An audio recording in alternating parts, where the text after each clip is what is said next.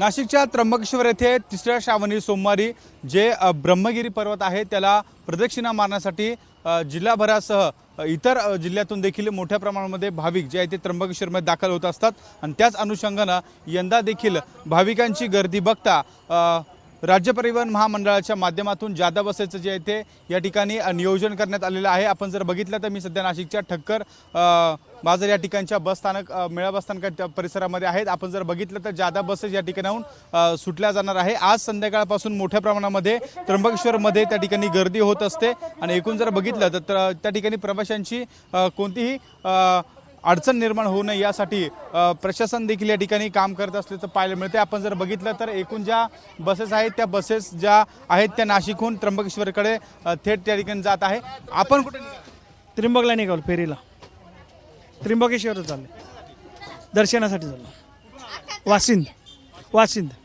नक्कीच आपण जर बघितलं तर इतर जिल्ह्यातून देखील या ठिकाणी हे पर्यटक या ठिकाणी भाविक या ठिकाणी पोहोचले आहेत आणि त्र्यंबकेश्वरच्या दिशेने जाण्यासाठी नाशिक इथून हे सगळे भाविक जे आहेत ते या ठिकाणी जात असल्याचं पाहायला मिळते। माझ्यासोबत राज्य परिवहन महामंडळाचे काही अधिकारी देखील आहेत। सर, किती बसेसचं यंदाचं नियोजन? राज्य परिवहन महामंडळातर्फे प्रवाशांची गर्दी बघता आता तिसरा रविवार आणि सोमवार मोठ्या प्रमाणात प्रवासी गर्दी होते, यासाठी महामंडळातर्फे जादा बसेसचे नियोजन करण्यात आलेले आहे। त्यामध्ये नाशिक ते त्र्यंबक 190 बसेस, आंबोली ते त्र्यंबक 10 बसेस, पैठण ते त्र्यंबक 10 बसेस, घोटी ते त्र्यंबक 10 बसेस आणि खंबाळे ते त्र्यंबक 50 बसेस असे आपण 270 बसेसचं नियोजन केलेले आहेत। आणि आता दुपारी 12 वाजेनंतर गर्दी होण्याची शक्यता आहे, उद्या संध्याकाळी 7 वाजेपर्यंत।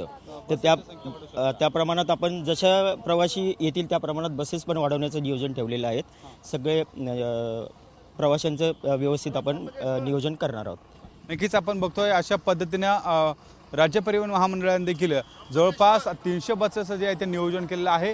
खरं तर त्र्यंबकेश्वर या ठिकाणी मोठ्या प्रमाणात भाविक जात असतात, त्या ठिकाणी खासगी वाहनांना देखील बंदी असते, त्यामुळे राज्य परिवहन महामंडळाच्या माध्यमातून हे सगळे प्रवासी आता त्र्यंबकच्या दिशेने रवाना होत असल्याचं आपल्याला पाहायला मिळत आहे। कॅमेरामॅन मयूर बारगेसह शुभम बोडके, एबीपी माझा, नाशिक। एबीपी माझा, उघडा डोळे बघा नीट।